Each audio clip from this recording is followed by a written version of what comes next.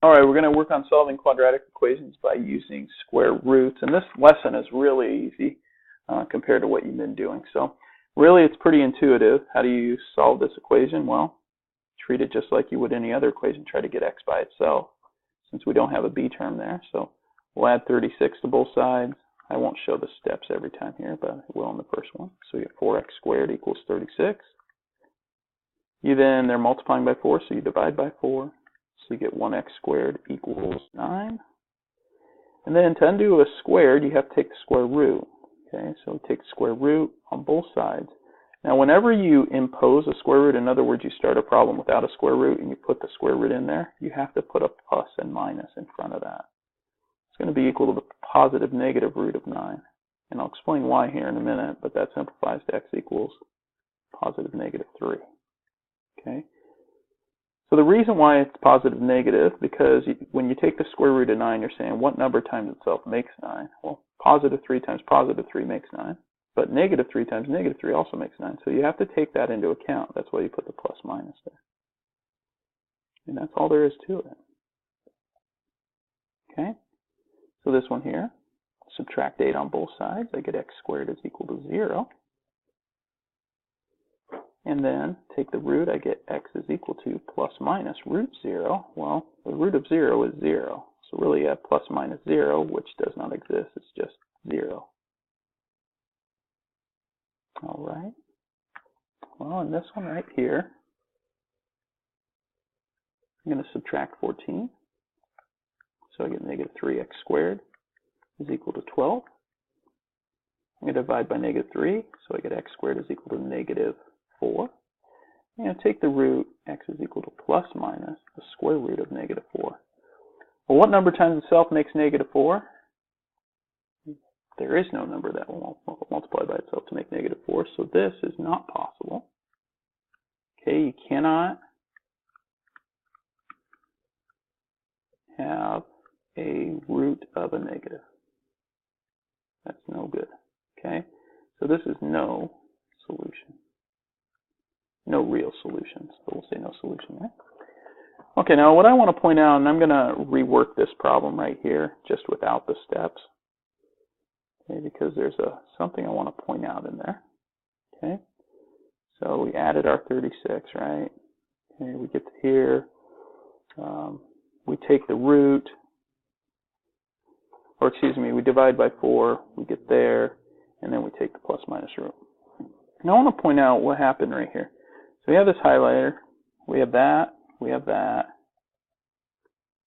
and we have that. Okay. Anytime x squared is equal to a positive value, for instance, positive 9 there, you're going to have two real solutions. In other words, it's going to cross the x-axis twice, right? In fact, if we wanted to make a quick sketch of this, we'd know it would cross at negative 3 and positive 3 based on our last lesson. Anytime we have x squared equal to 0, you're going to have one real, not 0 real, excuse me, one real solution. Okay, and based on our pictures that we've dealt with in the past, hopefully you would note that this parabola come down, will come down and hit right there and bounce back up, but that would be our one real solution. And anytime you have a root equaling a negative, notice you're going to take a plus minus the root of a negative at that next point. That's going to be no real solution. And the reason I show you that is because the sooner you identify that, the less likely you are to make some mistakes. Okay, so if you ever get something squared equaling a positive, you're going to get two real. Something squared equaling 0, you're going to get one real. Something squared equaling a negative, you're going to get no real.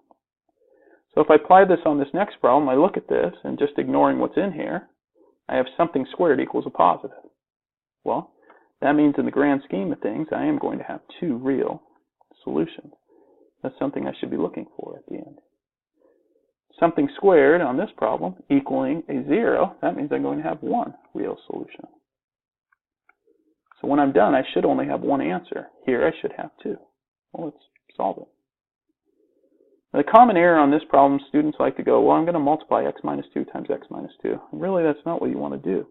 You're squaring that quantity, so what we're going to do is take the root of it. If I take the root of that, those two things cancel. I'm left with x minus 2. And if I take the root of that, I get plus minus root 49. And now I can add the 2 over. Okay, well, for some of you, it's really bothersome if I leave it like that. So let's go plus minus 7 now. So root of 49 is 7. We'll add the 2 over. So we get x is equal to 2 plus minus 7. And what that means is we have to take 2 and add it to 7. And we have to take 2 and subtract it from 7. Or subtract 7 from it. 2 plus 7 is 9. 2 minus 7 is negative 5.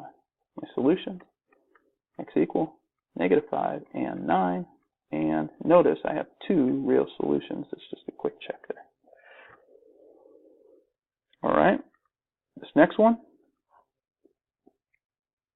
I'm going to start by taking the root. That's going to give me x plus 3. Get rid of that. Is equal to plus minus root of 0, which we know is just 0. So x plus 3 equals 0. That's where we just got rid of one of those 2 solutions because we're taking a plus minus of a 0. That's how we get down to 1 solution instead of the 2 solutions. Subtract 3, so we get x is equal to 0 minus 3 or negative 3. One real solution. Remember what your pictures would look like. Always try to tie it back to what you've already learned. All right? So this, not to scale, obviously, but negative 5 and 9. And this one over here would be at, you'd have one solution right there at negative 3. All right. Oh, let's try this one here. Solve, round your solutions to the nearest 100. So it doesn't sound like we're going to have a whole number here. So let's start by adding 16. So 5x squared is equal to 40. Divide by 5. X squared is equal to 8. And then take the root. X is equal to plus minus square root of 8. Okay.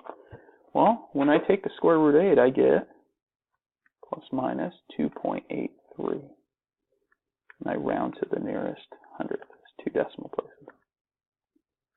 Notice in there I had x squared equaling a positive, so that means I should have 2 solutions, and I do. One last problem. I got a swimming pool. Okay, let's see if I can draw a decent picture here. I have a swimming pool. Not going to be the most exciting one there, but there it is. Okay, kind of a cutout cube. Okay, there's water in it. Okay, you can't see it. Swimming pool has a depth of 6 feet. All right. Well, its length is 5 times its width, and its volume is 1470. So volume is a key word there. How do we find the volume of a pool? Well, volume is equal to length times width times height of a rectangular prism, and this is length, this is width, and here is height. So in context of our problem, what we have is we have a depth of 6. Well, depth happens to be our height. So I'm going to substitute that in for h. The length is 5 times the width. Well, L is 5 times W, 5W. I'm going to substitute that in for L. And then they tell me the volume. Volume is 1470 cubic feet. I substitute that in for volume. Okay. 1,470 is equal to 5 times W times W times 6, or 5 times 6 is 30. W times W is W squared. Divide both sides by W. W squared is equal to 49.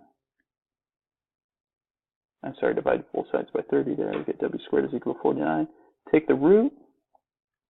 Okay, well, we're imposing a root. W is equal to plus minus root 49, which means the width is positive negative 7. However, in context of this problem, you can't have a negative width. So we will get rid of the negative, throw that one out. The width is 7. Well, find the length and width. Well, if the width is 7, the length is 5 times 7, or the length is. My nails just keep getting worse there. The length is 35, and that is in terms of feet. I probably should have labeled that here as well. 7 feet and 35 feet. Oh, that's all I got for you. Good luck.